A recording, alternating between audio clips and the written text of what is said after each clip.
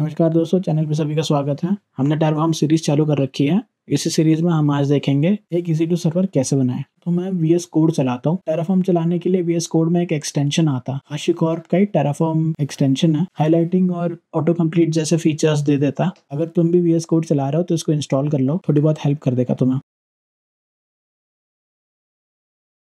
तो सबसे पहले एक प्रोवाइडर हमें सेटअप करना पड़ता है। ये प्रोवाइडर सेटअप करने के लिए कोई भी एक फाइल बना दो। मैंने यहाँ पे main.tf लिख दिया। .tf लिखना बहुत ज़रूरी है। जैसे ही .tf लिखोगे तो एडिटर समझ जाता है ये टेराफॉर्म की फाइल है। इस फाइल में मैं प्रोवाइडर लिखता हूँ। मेरे को प्रोवाइडर किसका चाहिए, तो हम AWS के साथ काम कर रहे हैं तो यहाँ पे मैंने AWS लिख दिया। हम एक AWS का प्रोवाइडर यहाँ पे बनाएंगे। इस प्रोवाइडर में बहुत सारे ऑप्शन आते हैं, बट मेरे को सिर्फ 2 ऑप्शन की ज़रूरत है। एक तो हो गया रीजन, कि कौन से रीजन में हमने काम करना है। ये रीजन हो गया US ईस्ट 1। और प्रोफाइल ये हो गई टेराफॉर्म। जिसके पहले वाली वीडियो थी प्रीरिक्विजिट्स वाली, मैंने उसमें AWS CLI कॉन्फ़िगर करा हुआ था स्पेसिफिकली टेराफॉर्म वाले प्रोफाइल पर, इसलिए मैं यहाँ पे प्रोफाइल दे रहा हूँ। अगर तुमने डिफ़ॉल्ट प्रोफाइल पे कॉन्फ़िगर करा हुआ तो यहाँ पे डिफ़ॉल्ट लिख दो, या फिर प्रोफाइल नहीं भी दोगे तो चल जाएगा। अपने आप बिना किसी ऑप्शन के प्रोवाइडर डिफ़ॉल्ट प्रोफाइल ही उठाता। अब चलते हैं EC2 रिसोर्स पे। तो यहाँ पे जैसे मैंने प्रोवाइडर लिखा था वैसे मैंने रिसोर्स लिखा, और रिसोर्स में सबसे पहले मैं कौन सा रिसोर्स बनाना है वो लिखूंगा। तो रिसोर्स का टाइप क्या है, AWS_instance। ये हो गया मेरे रिसोर्स का टाइप। और रिसोर्स का नाम क्या है, तो मैं नाम देता हूँ my_instance। ये जो नाम है ये सिर्फ टेराफॉर्म के कोड के स्पेसिफिक नाम है। इस नाम से मेरा इंस्टेंस नहीं बनेगा, बट जब भी टेराफॉर्म में मेरे को मेरे इंस्टेंस को कॉल करना है, किसी का रेफरेंस देना है, तो मैं वहाँ पे माई इंस्टेंस का इस्तेमाल कर सकता हूँ। EC2 इंस्टेंस के लिए 2 ऑप्शंस बहुत जरूरी होता है। एक होता है AMI और दूसरा होता है इंस्टेंस टाइप। तो AMI हम कहाँ से उठाएंगे?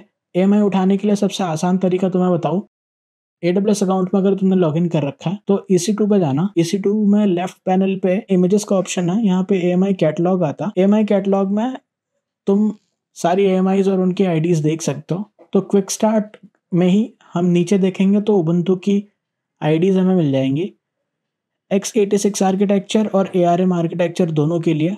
मैं यहाँ पे x86 आर्किटेक्चर वाली इमेज ID कॉपी करता हूँ।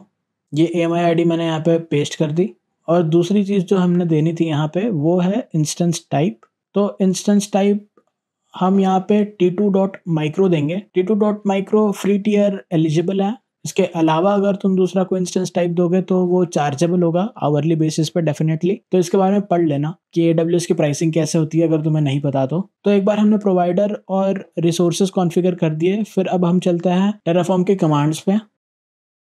तो सबसे पहले टेराफॉर्म की जो कमांड है उसको कहते हैं टेराफॉर्म इनिट। तो इनिट का मतलब इनिशियलाइज होता है। कोई नई टेराफॉर्म की फाइल बनाई है, ताज़ा प्रोवाइडर दिया हुआ है, तो उसमें टेराफॉर्म इनिट करना रिक्वायर्ड है। या टेराफॉर्म इनिट जैसे ही मैंने चलाया तो इसने क्या करा, इसने बैकएंड इनिशियलाइज करा। जो हमने प्रोवाइडर मेंशन करा हुआ था AWS वाला प्रोवाइडर, इसने इस AWS प्रोवाइडर का वर्जन उठाया, और ये जो भी कोड इसको HashiCorp के वेबसाइट पे मिलेगा AWS से रिलेटेड, AWS के प्रोवाइडर से रिलेटेड, ये सारा का सारा डाउनलोड कर लेगा और हमारे लोकल फोल्डर में रख देगा। जो .terraform फोल्डर आप यहाँ पे देख रहे हो, इसके अंदर सारा AWS प्रोवाइडर का कोड लिखा हुआ। तो इसके बाद जो भी हम रिसोर्स बनाएंगे, ये सारे रिसोर्सेज जो है वो इसी कोड का रेफरेंस लेके चलेंगे। अब मैं चलाता हूँ टेराफॉर्म प्लान। जो टेराफॉर्म प्लान कमांड है ये क्या करेगी, ये चेक करेगी कि हमारे कॉन्फ़िगरेशन में, हमारे कोड में क्या लिखा हुआ। जो भी चीज़ें हमने लिखी होंगी अपने कोड में, वो देख के ये बताएगी कि क्या क्रिएट करना है, क्या क्रिएट नहीं करना। तो यहाँ पे देखोगे तो काफ़ी सारी चीज़ें हमारी क्रिएट हो रही है। EC2 के बहुत सारे ऑप्शंस होते हैं। कुछ ऑप्शंस हम सेट करते हैं, कुछ ऑप्शंस हम सेट नहीं कर पाते। काफ़ी सारे ऑप्शंस आप देख रहे होंगे यहाँ पे नोन आफ्टर अप्लाई आ रहा है। बट ओवरऑल अगर प्लान में तुम देखोगे तो 1 to add, 0 to change, 0 to destroy, मतलब एक चीज़ क्रिएट होने वाली है, इसके अलावा और कुछ नहीं होगा। अब हमने इनिट कर लिया, प्लान कर लिया। अब आता है टेराफॉर्म अप्लाई। तो टेराफॉर्म अप्लाई जैसे तुम चलाओगे, Terraform apply by default Terraform plan चलाता, ठीक है। ये प्लान तुम्हें बना के दिखा देगा कि यहाँ क्या होने वाला है। जैसे क्रिएट हो रहा है, जो हमने प्लान चलाया था वही सेम चीज़ यहाँ पे भी है। बस यहाँ पे नीचे पूछ रहा है कि जो चेंजेस तुमने करे हैं वो अप्लाई करने हैं या नहीं, यस या नो। तो मैंने यहाँ पे यस डाल दिया। तो वैसे ही ये इंस्टेंस बनाने लग गया। अब यहाँ देखोगे तो एक terraform.tf स्टेट फाइल बन जाती है। ये फाइल बहुत ज़रूरी है। अगर ये फाइल तुमने डिलीट कर दी तो terraform को पता नहीं लगेगा क्या रिसोर्सेज़ उसने बनाए, क्या नहीं बनाए। वो सब कुछ स्टार्टिंग से वापस से बनाने लग जाएगा। तो tf स्टेट जो है ये पूरे एनवायरनमेंट का, पूरे terraform के कॉन्फ़िगरेशन का स्टेट बताता है। तुम जो भी क्रिएट करोगे, अपडेट करोगे, डिलीट करोगे, ये सारा का सारा स्टेट फाइल में मेंटेन होता। अगर ये स्टेट फाइल तुम्हारी करप्ट हो गई तो फिर तुम्हारा इंफ्रा करप्ट हो जाएगा।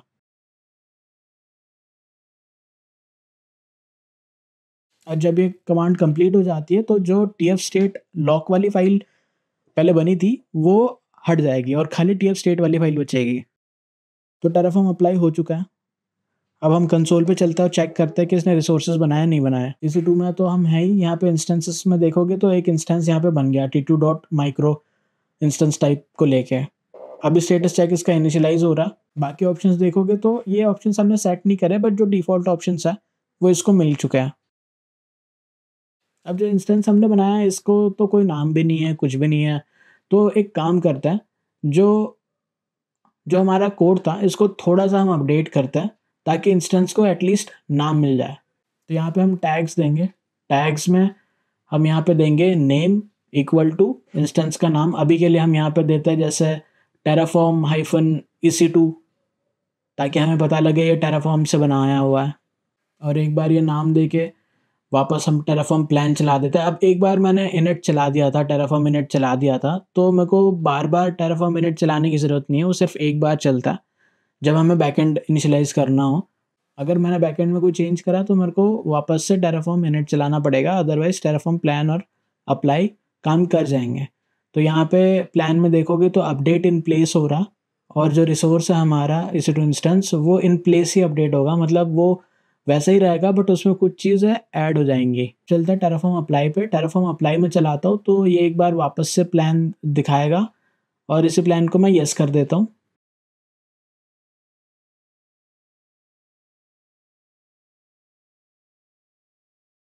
अभी इंस्टेंस मॉडिफ़ाई कर रहा है। इंस्टेंस मॉडिफ़िकेशन में ज़्यादा टाइम नहीं लगेगा क्योंकि सिर्फ़ टैग्स ऐड हो रहा है, तो 5-10 सेकंड में इसने अपना काम कर दिया। अगर मैं यहाँ पे रिफ्रेश करता हूँ कंसोल पे तो मेरे को दिखेगा यहाँ नेम आ गया हमारा terraform-ec2 जो अभी-अभी हमने दिया हुआ था। अगर हम इस इंस्टेंस को सिलेक्ट करके इसके टैग्स भी चेक करें तो यहाँ पे भी आपको दिख जाएगा कि की और नेम वैल्यू सेट हो गई है।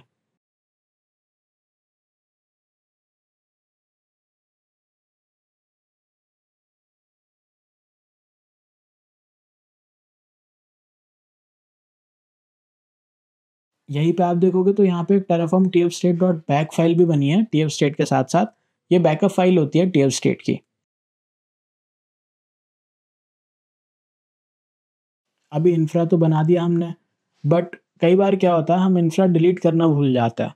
अगर तुमने terraform से इंफ्रा बनाया हुआ है, ऑटोमैटिकली अगर इंफ्रा बिल्ड हुआ है, तो ऑटोमैटिकली वो इंफ्रा डिस्ट्रॉय भी हो सकता है। इसके लिए एक कमांड आती है हमारे पास terraform destroy। तो अगर सीखने के लिए तुम terraform इस्तेमाल कर रहे हो, डिस्ट्रॉय करना बिल्कुल मत भूलना। अगर डिस्ट्रॉय नहीं करोगे तो फालतू के चार्जेस पड़ जाएँगे, कौन भरता फिरेगा? terraform destroy एक सिंपल सी कमांड है, terraform स्पेस destroy। ये भी पूछेगा तुमसे येस या नो, और जैसे अप्लाई होता है जो पहले प्लान दिखाता है वैसे डिस्ट्रॉय भी हमें पहले प्लान दिखाएगा। तो यहाँ पे वैल्यू में हमने येस कर दिया और इसने जो भी चीज़ें क्रिएट हुई थी वो डिस्ट्रॉय कर दी।